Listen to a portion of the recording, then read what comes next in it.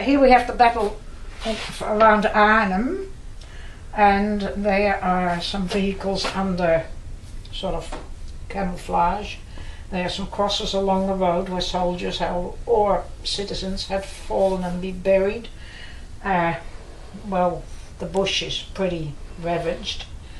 There's discarded bike and all sorts of things along the road, debris, tyres, a pole with barbed wire, signs in German and in Dutch, all mixed up. Here's a bit of a battle in the sky going on with the plane with all that flak around it. And there were little explosions, and I remember being scared stiff all that would fall on my head, you know, all these debris.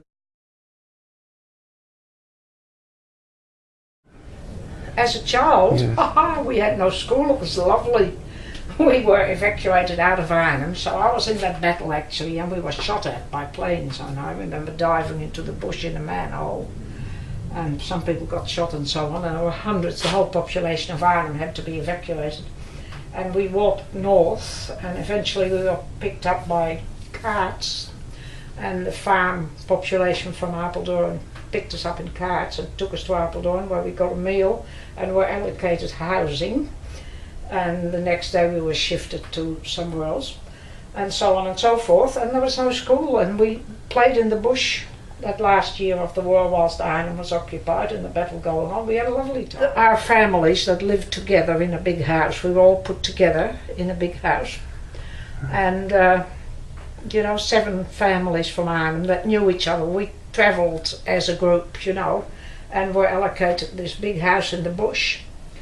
And we lived there for a year, and kids had a lovely time, but of course the parents had the battle of providing for them, and there was no food, there was no nothing.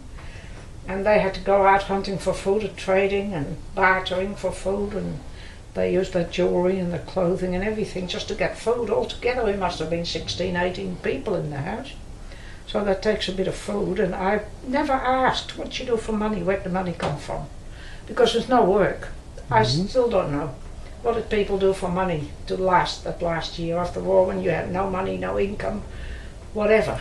I really don't know, and I never thought of asking.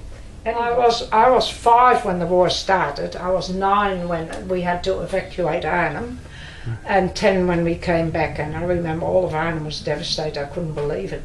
And I'll never forget the smell of the ruins, the smell of the brick and the dust. I'll never forget that.